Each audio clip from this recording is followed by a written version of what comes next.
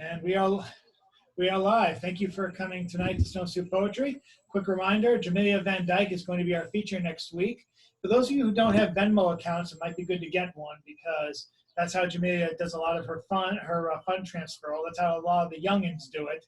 Venmo is very easy to upload. If you have your bank information in front of you, if you link it, you can link it to your account, and you'll be able to make payments from everyone to landlords, to accountants, to other friends. Didn't bring beer money, you can pay them for the beer after you get home and wire them the money. It's very, very easy.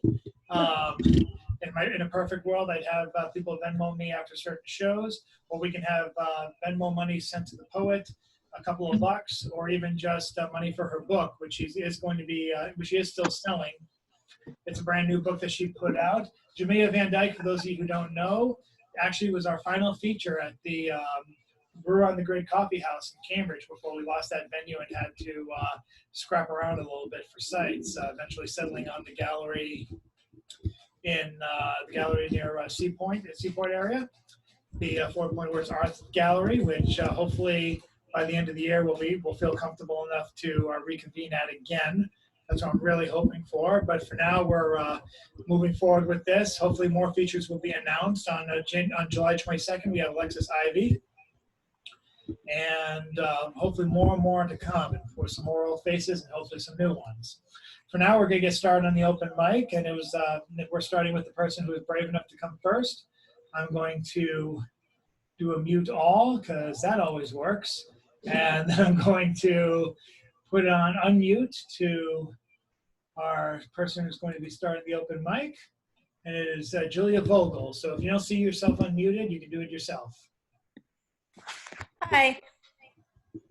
Hello. This is my poem called Nightmare. Sometimes my life is great and I am very happy, but sometimes my life is so hard that it feels like a nightmare. And sometimes I feel like all I want to do is be somebody else's nightmare, specifically for those who have wronged me. And then on Halloween, my favorite holiday, I can dress up as a nightmare. And in nightmarish music, I can reanimate my pain and fear, reenact the horror that I've been through, dance to the beat of the pain inside, the pain, sorrow, anger, and fear, and let you know that I am still here. Nothing can break me. I'd rather die and leave you in fear. And if you want to see a horror story, then I will show you a nightmare. Unmuting all for the applause. Thank you very much, Julie. Julia, we're going to move on to the next person on the open mic. I think we got joined by somebody else. No, it looks like we're all set, and we're still about 10 strong. Carol Weston and Nancy Dodson are joining us. Love the, oh, hey, it's Eric Tate, everybody. We'll get you in on the open mic, sir. Glad you can make it to us and that you're not risking driving off the road and hitting a family of 6. That was a very daring read you did last time. At any rate, we are going to go to the next person on the open mic. He just sees himself as another somebody, but he's much more than that. I'm going to unmute, or he's going to unmute himself. Let's welcome up Mr. Bill Lewis.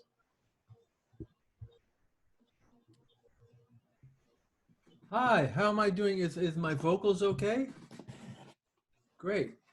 So I, of course, I don't know.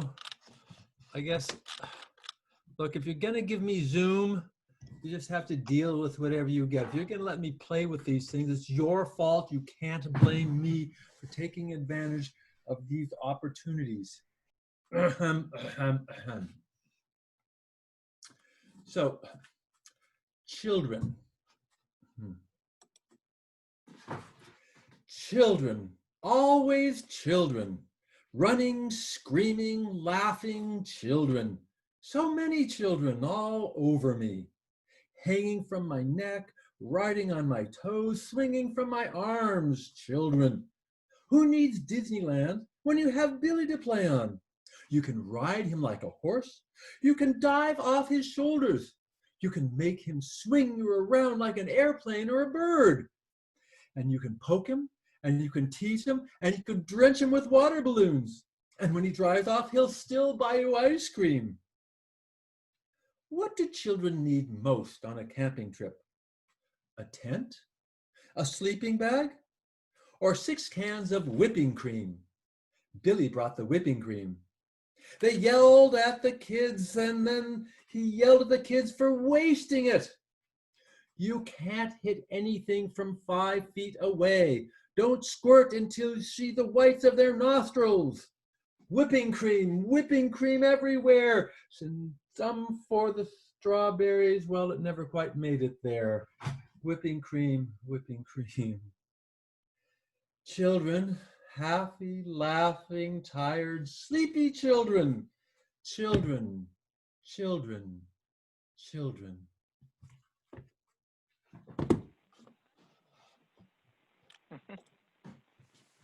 Thank you. Hey, very good. Whites of their nostrils, Bill? What do your nostrils look like? Wait a second. Let me do a weirdest selfie. Oh. Anyway, let's go on next to our third participant of the open mic. Let's welcome up. Well, first let's mute all, and I should be able to unmute her easily. Nancy Dodson. You're up, Nancy.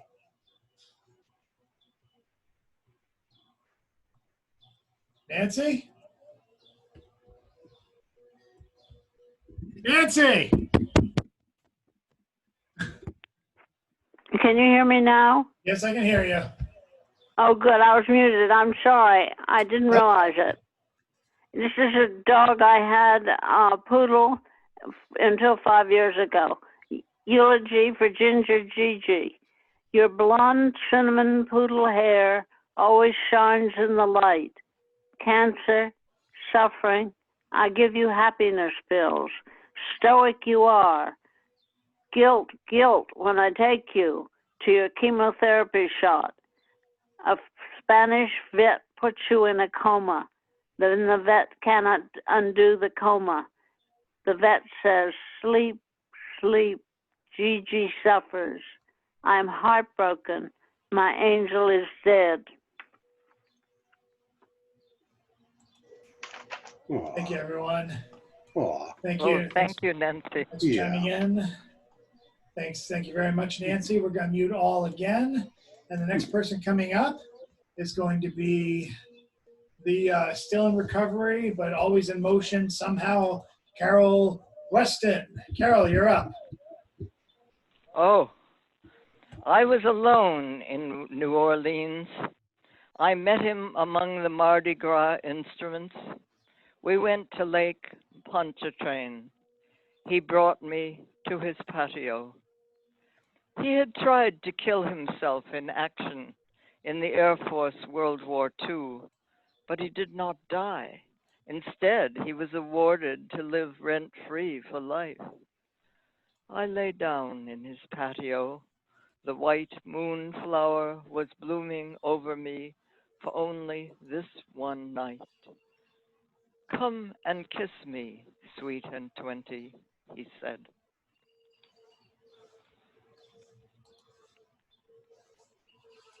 Thank you very much, Carol. thank you, Carol. Thank you, Carol. Good. And we're going to go next to our writer, artist, photographer abroad, submitting to Oddball Magazine and a host of other places. Let's welcome up. After I do the mute all. Now I'll unmute him, hopefully. Unmute yourself if you can, Mr. Ed Galt. And here I am. Yep. Thank you very much. This one I haven't read in a long time. It's called Airhead, A Supper on Joe's Porch, 1969. Mike would go over to his brother Joe's house every Sunday afternoon and eat dinner with his family. In the summer, they would eat out on the porch. It was probably the one halfway decent meal Mike got to eat all week. When he arrived that hot August day, Joe's wife, Alice, was seated in a lawn chair at a little card table with a cutting board and colander.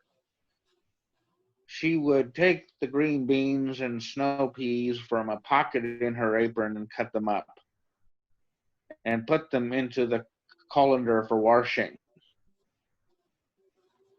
When she saw Mike coming up the steps, she called for Joe to come down, then gathered her project and went into the house. The roast was almost done. All she had to do was boil the greens. It wouldn't be long now. Mike and Joe would sit on the porch swing. Joe explained that his son Alex would be late. He was at a friend's house playing street hockey. He might even stay there and have supper. He explained that if it was fine for Alex to be into sports and all that, but he was not keeping his grades up. He got a C- on his last geometry quiz. At that point, Alice came onto the porch with Mike's supper tray and put it down in his lap. She said that she always tried to get the boy seated at the kitchen table for his homework. Each day, immediately as he came in the front door from school, but keeping his mind on the task was a different subject. He daydreamed a lot. Not, he daydreamed a lot, she said, as she left to get Joe's tray. Joe said he simply did not want the boy to become an airhead. Mike said that he didn't think that would happen. Alex was a good kid. Joe said it wasn't enough to be a good kid. You had to have a diploma at least. He didn't work his butt off at the factory just to have a screw-up kid. Again, Mike assured Joe that Alex wouldn't be an airhead. Joe wasn't so sure. His wife brought in their trays and they began to eat. Joe went on to other subjects. He was glad that Nixon had won. That would show the damn liberals a thing or two.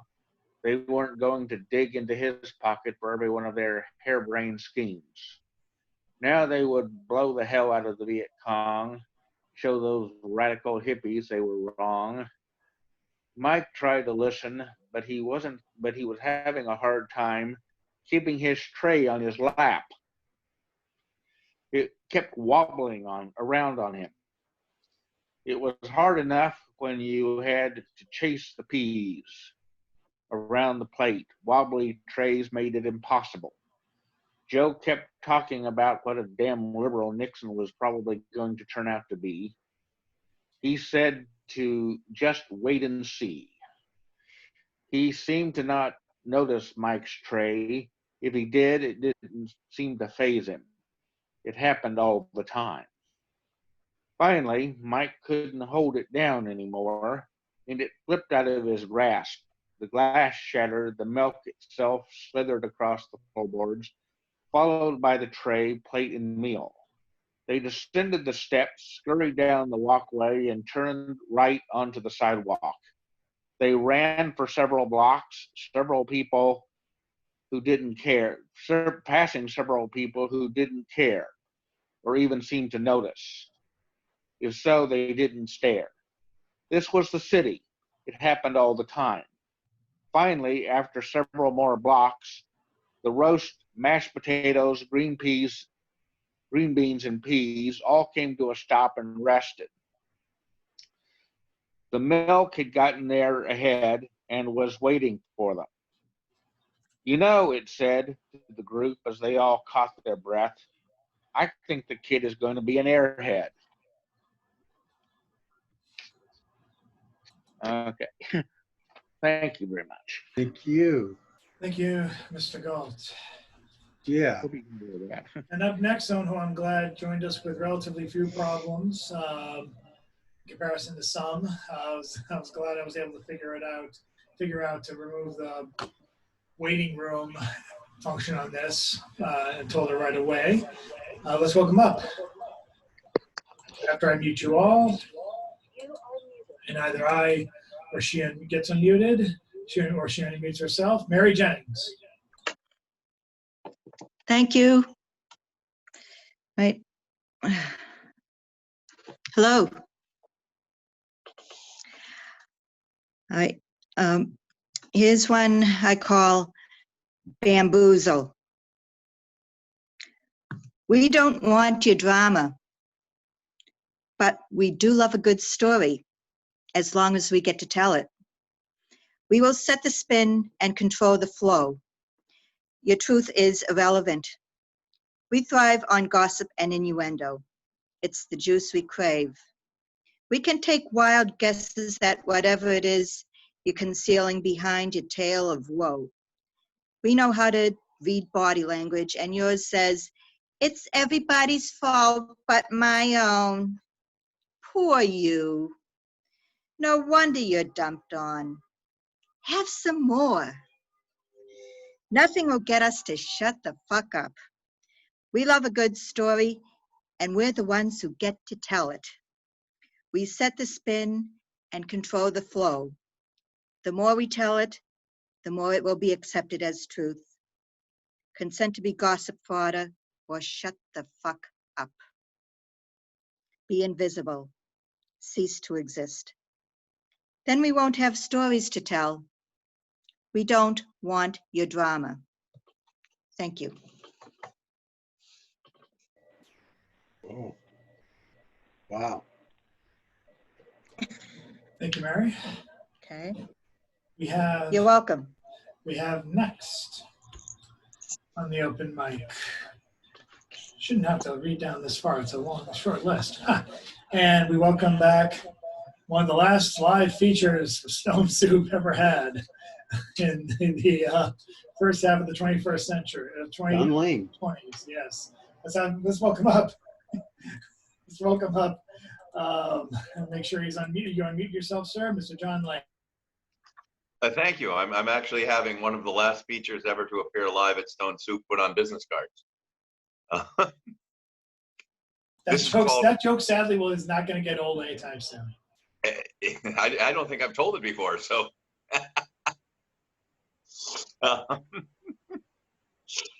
This is called For Ava. For Ava.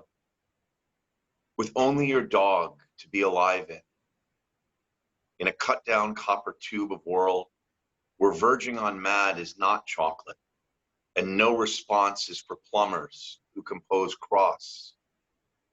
Word and gall as art falls from morning high chair, hurting an eye-painted red mistress microphone and self-loathing rocking chair shears off pants that have been growing too long for too long now.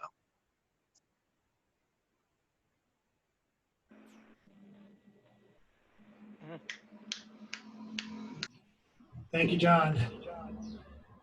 And now we're going to bring up our second to last person on the first round of the open mic. I appreciate everyone's patience, especially in the beginning of this call. I appreciate everyone staying on to hear everyone and everyone's feedback. And next person coming up, look for his column tomorrow on oddballmagazine.com. It's all one thing. It's featured every Thursday morning at 11 o'clock. And it's written by this person, Mr. James Van Looy. Oh, thank you. Did you think I was talking about someone else? I thought maybe you were. Okay. All right. All right. I got something here. This is called Agent Orangehead inadvertently, in spite of himself, presides over / precipitates, not causes, the end of empire. In the early days of the pandemic, As I went around trying to tell everyone that basic public health testing and tracking was not in place, everywhere I was greeted with blank faces and the announcement prime of a variety of conspiracy theories, all somehow pointing the great finger of blame over there, somewhere else. The new world order, Chinese communist biological warfare, come 9/11 repeat.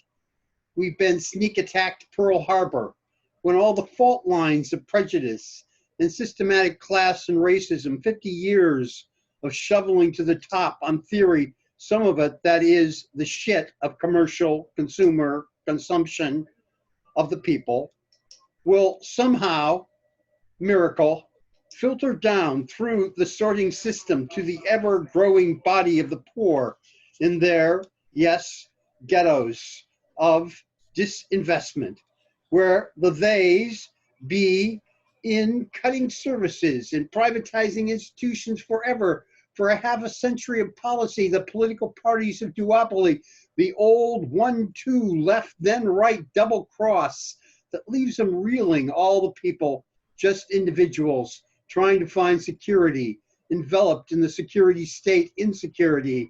Oh, we all want to take care of ourselves, stripped to aloneness. All by ourselves there must be the alternative, prophylactic, the magic elixir, the secret herb, the one true incantation trick.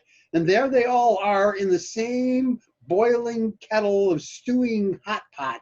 And it is us. It's all of them us. COVID, like some dark line tracer drug showing us the disease structure that is all of us there, right where we lived, in nation of crackpot president, never elected, just selected, broken, devastated, neoliberal America. And libertarian is just another word for racism and the class divide. And I guess I should sing, the empire's over. It's time to call it a day. They burst your pretty balloon and stolen the moon away. It's time to give up that masquerade. Just make your mind up. The piper must be paid. The empire's over. Candles flicker and dim. You danced and you dreamed through the night. It seemed to be right, just being with them. Now you must wake up. All dreams must end. Take off your makeup. The empire's over. It's all over, my friend. The empire's over. Time to call it a day. Now you must wake up. All dreams must end. Take off your makeup. The empire's over. It's all over, my friend. It's over. Empire is over.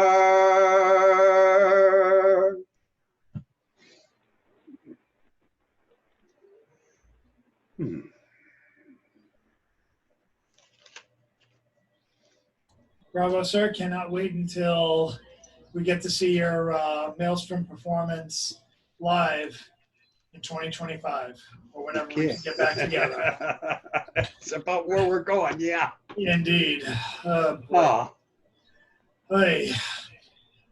Is it busy outside your house? I know some I heard some police sirens. Well, they come right by here because the hospital, the Catholic hospital right up here on the corner is Ben the COVID hospital. Gotcha. So we get them coming by here all the time, yeah. See, with us, it's fireworks. And today looks like my girlfriend's apartment has a whole bunch of trees from a neighboring house One of them actually had a branch that broke off and destroyed her Jeep. Thankfully, the insurance happened, and now I guess they took all day to fix the fence and take care of all the trees except for the one whose branch hit my girlfriend's car. We'll still be parking in one corner of the driveway from now on, as far away as possible. But anyway, otherwise it's sounds quietish for everyone all around, so that makes me happy. And let's get to the last person on this first round of the round robin, muting all, and he can unmute himself and come step up to the stage. Mr. Eric Tate. Hi, glad to be here. I finally reached my breaking point, said one of the men being interviewed outside the burning police precinct when asked why the violence. And I sympathize, remembering times in my life when my words haven't been sufficient to let someone know I have something that needs saying. But my life experiences don't track to this man's. I've never needed to fear for my life during a traffic stop. Dealings I've had with police and walked away unscathed would have, at the very least, gotten this man arrested, or at the worst, shot and killed. If this man went crazy in his workplace and stormed out after smashing a bottle of Arizona iced tea against his office wall, do you think he'd be asked to come back? Because that was my experience, as the boss called me next morning, wondering what it would take. So I don't feel inclined or even worthy to condemn this man or others for their actions, especially considering that my own fury over trivial issues, more trivial issues than life and death, could so rapidly surface and be so easily forgiven. Instead, I'll be spurred by his actions to openly, actively denounce racism in all its forms, no longer staying quiet when speaking out isn't convenient, and the ugly disparity that still exists is evidenced by angry white men armed to the teeth who storm Capitol buildings and demand haircuts, but face no repercussions, while pistol-carrying black men who want to peacefully march in a human rights protest are arrested.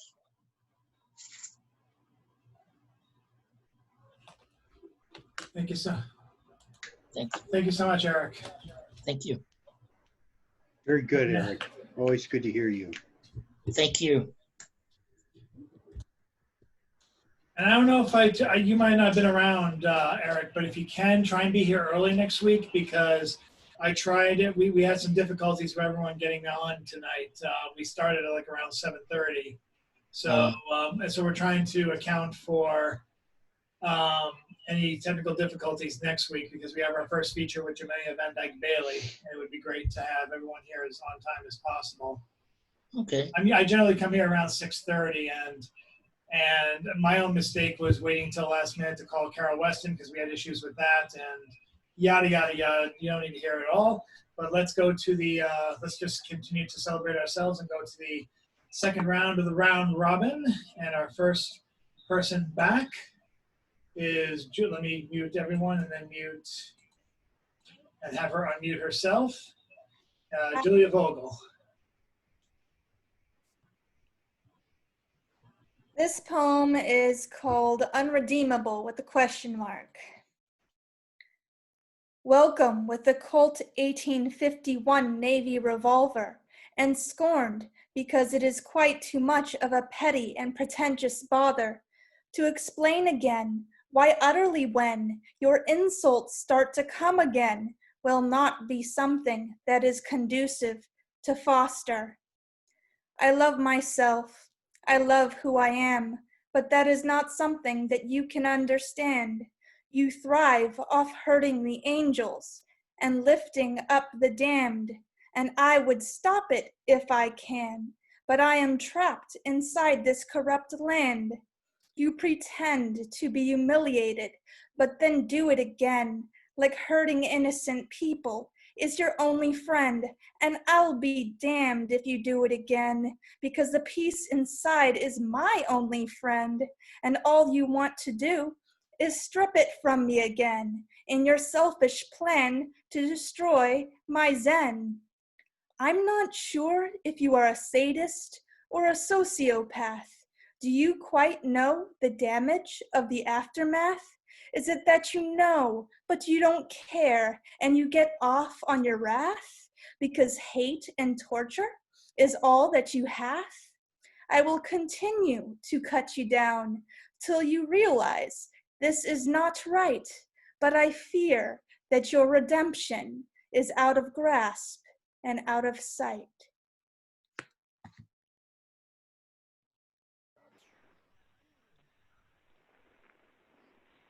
Thanks so much, Julia. We're going to go next to the somebody himself.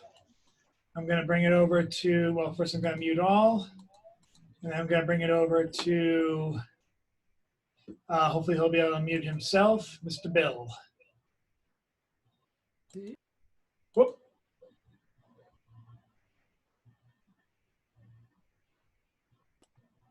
Okay, I'm having a little trouble with that.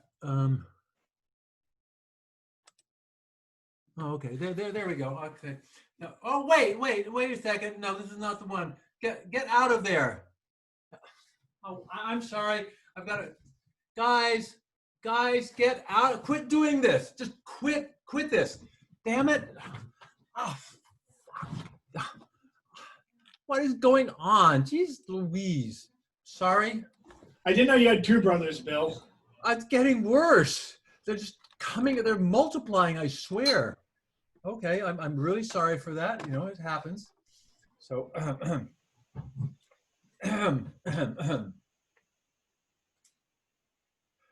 James, Morrison, Weatherby George Dupree, took great care of his mother, though he was only 3. James said to his mother, he said he, you must never go down to the end of town if you don't go down with me. James Morrison's mother put on a golden gown. James Morrison's mother drove to the end of town. James Morrison's mother said to herself, said she, I can get right back down to the end of the town and be back in time for tea. King John put up a notice, lost or stolen or strayed. James Morrison's mother seems to have been mislaid. Last seen wandering vaguely, quite of her own accord. She tried to get down to the end of town, 40 shillings reward. James Morrison, commonly known as Jim, told his other relatives not to go blaming him.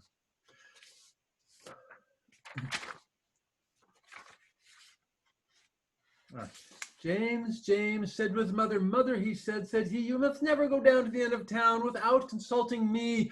James Morrison's mother hasn't been heard of since. King John said he was sorry, so did the king and prince. King John, somebody told me, said to a man he knew, if people go down to the end of town, well, what can anyone do? J M W G Dupree took great care of his M, though he was only 3. M, he said he, you must never go down to the end of town if you don't go down with me.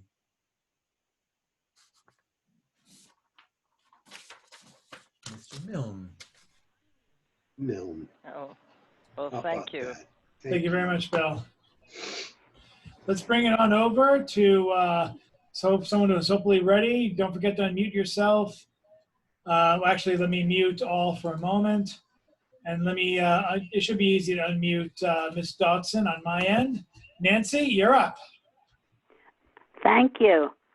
Nature, stunning like the nature around us. Delicious pears envelop the trees. Ready to eat? One dry mouth fills with sumptuous pieces of fruit. Then the dog eats the pear, fallen on the ground. The dog licks and licks his mouth. Then he runs up the hill with the trees laden with fruit. I walk after the dog, for he's munching another pear.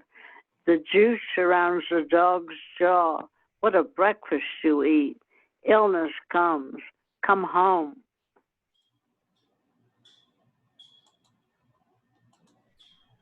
Thank you, Nancy. Thank you, Nancy. Thank you, Nancy. Thank you. Looks like someone else is trying to join us on Stone Soup, Elizabeth Sire, otherwise known as ES. Maybe I shouldn't have said that during the recording. ES prides herself on her anonymity, as she prides herself on not reading poems, which she usually ends up doing anyway. But I sent her a new link. And there was a Rana Laban who briefly joined us. I'm hoping she comes back.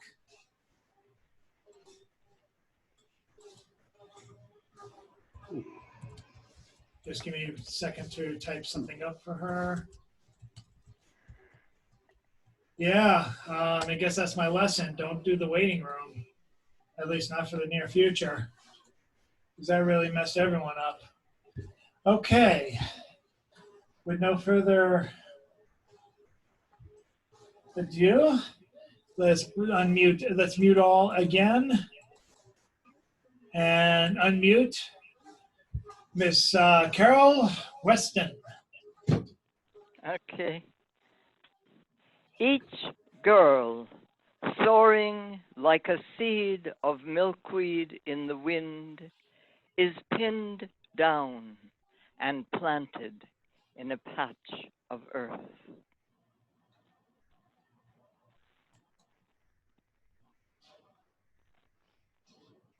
Okay. She's going the haiku route tonight. Thank you, Carol. Good. And with that, we're going to mute all again, and we're going to bring it over a bit to, here we go. Up next, you can unmute yourself, sir, is, and well, before I go any further, it looks like we're joined by Rana Laban. Rana, are you looking to join us tonight with some verse, or are you just listening?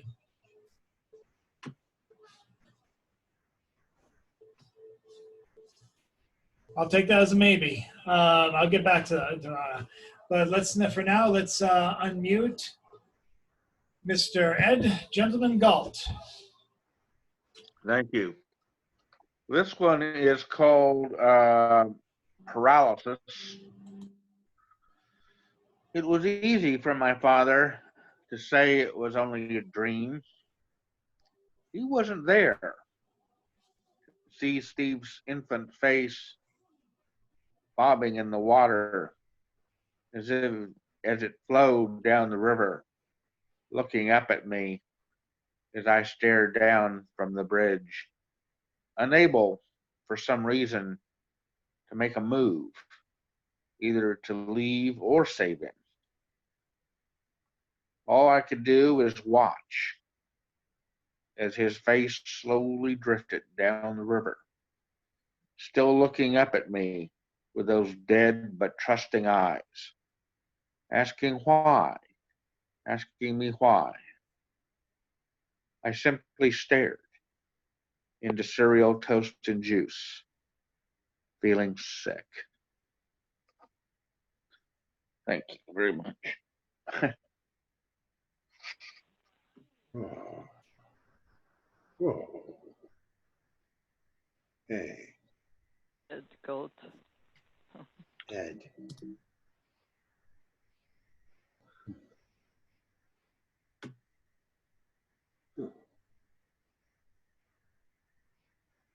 I just realized I was not able to be heard. Rana, can you hear me?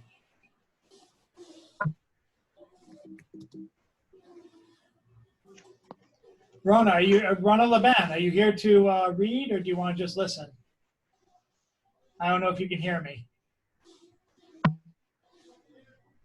But I see your hand raised, and I'm not sure what's going on. Can you hear us?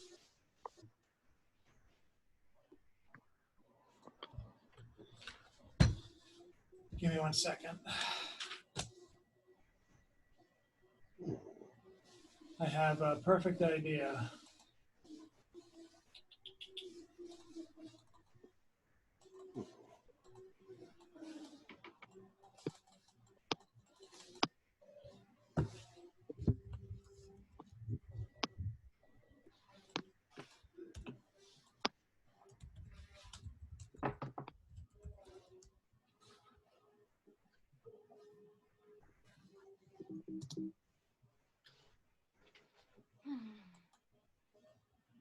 Rona, can you hear us?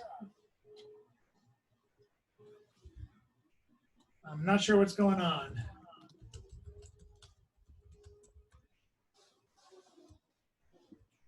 She's raising her hand, but she's not saying anything, so I'm not sure what she wants.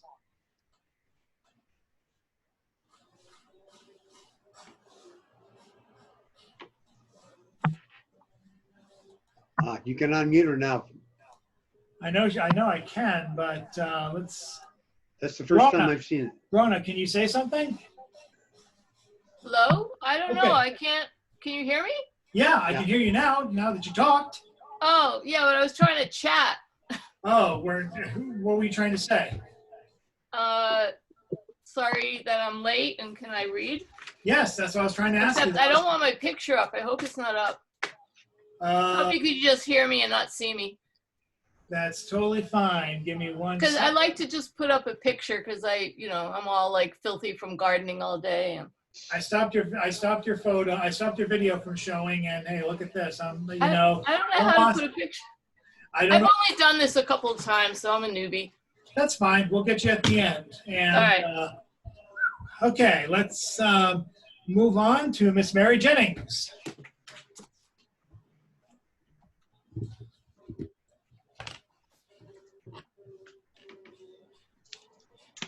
Hi, Mary.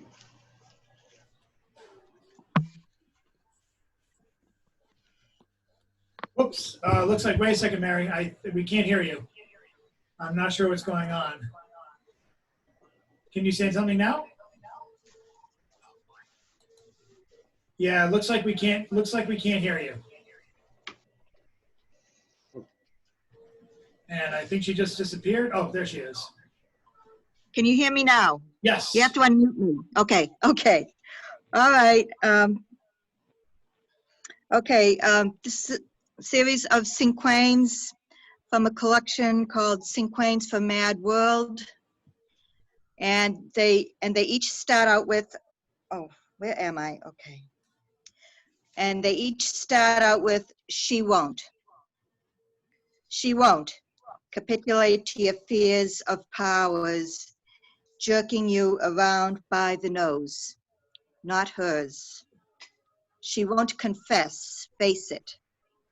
Just because she's fingered doesn't mean it's hers to own up, stand ground. She won't believe you will keep things in confidence. You've had mixed signals already. No fool. She won't fawn over you. Can you deal with it? Does that make her work less valid, worthy? She won't humor you. Blunt is her assessment of your own accountability up front. She won't entertain you. Where am I? Okay, sorry. She won't entertain you. You damn her with faint praise. Your affliction is her pleasure. Suffer. Thank you. Thanks so much, Mary. You're welcome. And now, Hey. let's move on to, I hope he's still here. Yes, here he is right now, Mr. I'm muting all, and hopefully he can unmute himself. Mr. Let me see if I can do it. Now it looks like it's going to be up to. Let me just check one thing. I'm unmuted now. Okay, good.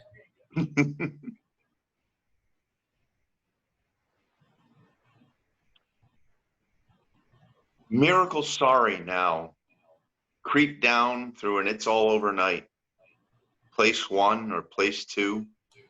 Break grass, wrestle prophylactic. We who breed combs but can't clap an eraser diligently. Asking to celebrate ourselves. Asking anyone to donate trivial fury to poke all of the fight into us. Perhaps, like some your third stretchy pillowcase, allow that I'm come in handy, some in nonce, but which luxury you seem nonplussed to lack. 9 days past, you claimed me, your louche rainbow.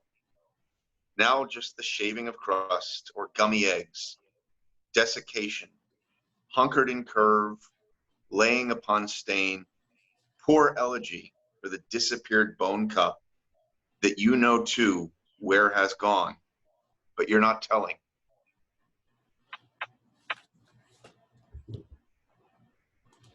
Thank you, John.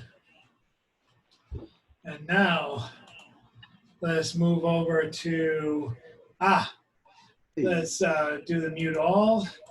And hopefully I'll have no problems unmuting Sir James. Mr. James Van Looy, you're up. Okay. Hi. All right, so I got something here. This is called The Rat. He was a smart one, all right. Quiet in his brazen way. Crafty, seen only at the corner of the eye, a shadow flitting over the floor. Met only by surprise, and then a flurry disappeared faster than it appeared. Under, over, around every little rise. Bedtime was his cue. Just as sleep crept out the heavy-lidded lash, then there he is, tumbling through the garbage pail, or dragging once clothes, now rags to fireplace, or nibbling through rustle-fussle papers, a passel of feet footing it through the other room and down some hole under the bathtub, or behind the bookcase, or around other fireplaces, or just slipping under the doors to the unused portion of the house. Ooh. Any movement, rotation of the head, inching up of knee, opening of eye, any change of not just breathing but a breath can stop him for a few tense, long moments until he goes back to his work, whatever it is, chewing up papers and clothes and juggling balls left fallen on the floor from Christmas. Every once in a while he gets up in the food pantry shelves and eats a few beans, but amazingly doesn't get or care to get much else from there. No, our food isn't good enough for him. He'd much rather sample the fare downstairs with the landlord, who doesn't set traps. Indeed, seems unaware we have a regular nightly visitor. We're envisioning nests full of brilliant progeny, soon skittering from every shadow and leaping like little monkeys from shelf to counter and counter to floor, a veritable family circus of pooping butts and busy feet.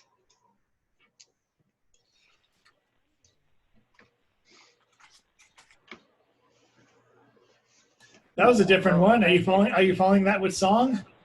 Yeah. Why don't I sing a very quick song here? I'll sing my Angels and Animals song. Angels and animals, animals and angels, angels and animals, animals and angels, angels and animals. It's not as if animals can't have wings, or that angels never indulge in a fling. Bats and squirrels embark on brave flight. Men see angels in the midst of the fight. If angels can truly jewelry couple and animals so perfectly can people the startled moments of the black night, perhaps we won't embarrass the light with our shadowy, convoluted forms are tugging the slithering earthworm from its rightful home. Our desperate deliberations on what remains disparate.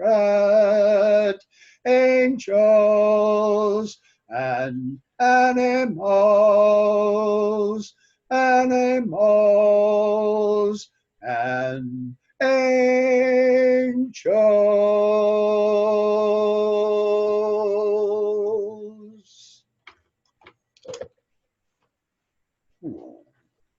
That was great, James. Thank you very much, Mr. Lloyd, Mr. Van Lloyd. We're going to bring it over to Eric Tate, and then we have two people who joined early, and because they joined the round robin early, we're not going to penalize them. They can do 2 poems apiece. But for now, we're going to conclude with the people who started the first round of the round robin. Say that 3 times fast. Let me mute everyone, and he can unmute himself if possible. Mr. Eric Tate. Thank you. This one's called Pandemic in the Age of Instant Gratification.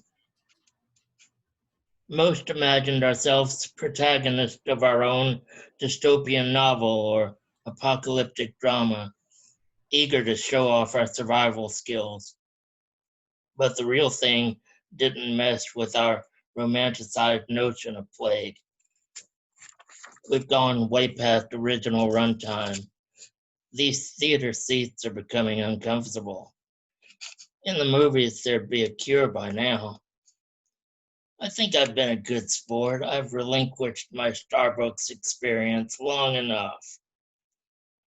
Never mind the number of new coronavirus cases continues to rise in my county. Officials say we're a wrap. This virus is in the can.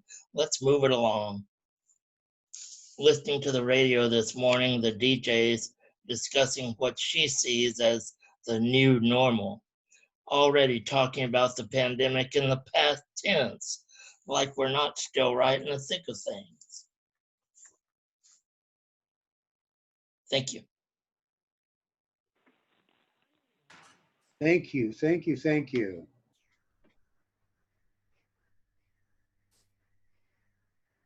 Oh. Thank you very much. We have our next 2 poets now, and I hope when I call their names, they will answer. Oh, did you call me? I'm sorry, I just got up. Rana, are you there? Yeah, I didn't know I was next. Sorry. That's okay. That's okay. I just made the announcement. I was just about to call your name, so you didn't miss anything.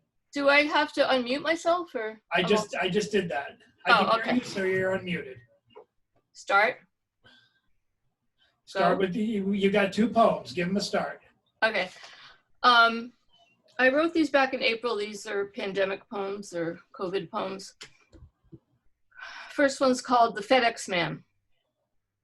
Jazz, blues club, reggae, steel drums, movie night, new restaurant, trip to Costa Rica. That was then. This is now, or the new now. Is that what they're calling it? The new normal? Spanish app, word game app, online class app. Where would I be without my apps? Zooming last night. I've signed up for every damn thing on the internet. And now, for the highlight of the week, I hear it on the road. Anticipation. It's the FedEx truck. I stealthily look out the window. Will it stop here? Yes, it does. But will he go across the street? To her, not me? Oh, FedEx man, pick me, choose me.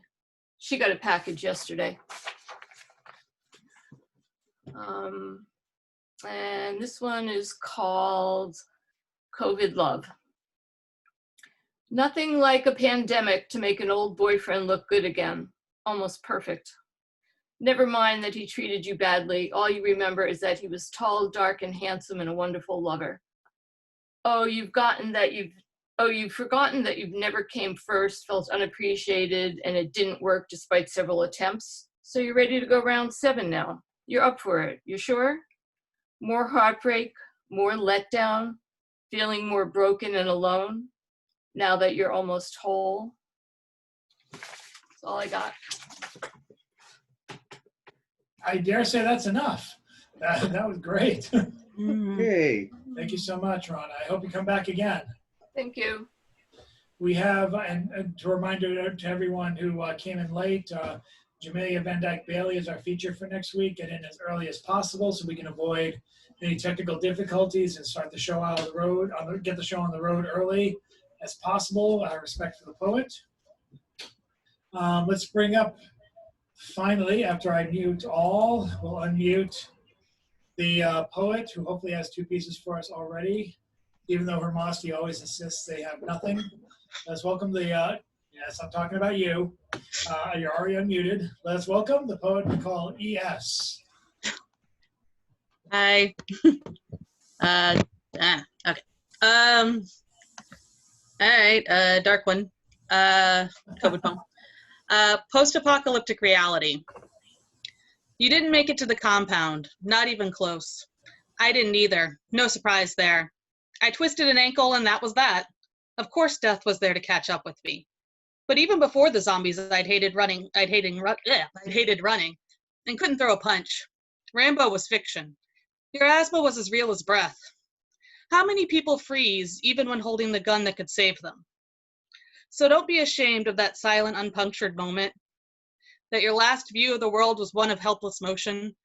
There's comfort in being statistics together, and in hoping that, if we are falling out of the world's arms, at least we will land with almost everyone else. And let's see, I have it over here somewhere. This was originally off of the sci-fi book that we're reading, which is an analogy about colonialism. And then I made a song and now it's a poem, so a little different. This is Baru's song. Ships come, ships leave, lawful land, treaty deed, harmful voice leads to hateful creed, and you have been sent away.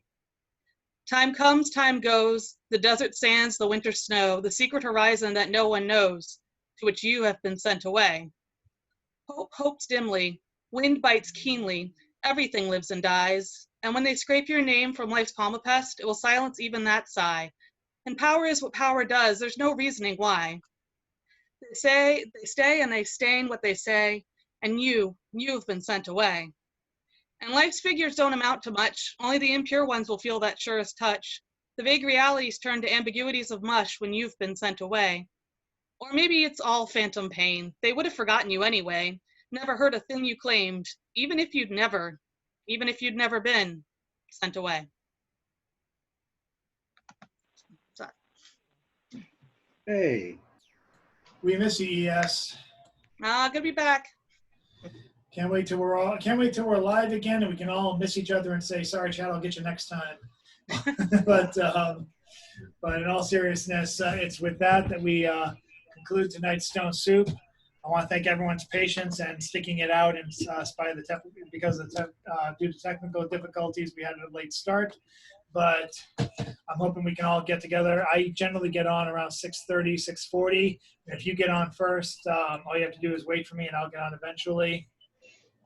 I'm going to get out of work as early as possible next week to get to get ready for Jamea Van Dyke's feature. If you don't have Venmo, I suggest you try and get it because I'd like to try and at least compensate the poets by ordering their books or throwing a few bucks their way. So that's your homework assignment to get Venmo, even if it's only paying $2 to a poet. It's $2 more than they had. And that's how I want to support our poets moving on. I'm going to be asking hopefully many more people to fill the feature slots. And some of you may be amongst them. And some of you were saving for the live show, like James. I can't wait to see his show when we get back. It was supposed to be for the Stone Soup 49th anniversary. We're going to have to wait a little longer until maybe the 52nd anniversary. But we'll figure it out. I don't want to celebrate the 50th in a bunker. Aww. So I may not have any choice in the matter. Oh. But come back next week for Jamea Van Dyke Bailey. And the information for that has already been posted on the Stone Soup Blogspot website. And I'll probably be posting that later on this week after I make some changes to the meeting. For instance, no waiting room. That seems to have caused everyone a number of problems, and I apologize for that. And I think that's about it. This is a great night, and it was great to have you as part of it. Let's all do the obligatory wave for the camera for the still shot. There we go. All right. And we are going to get out soon. I'm going to start the recording.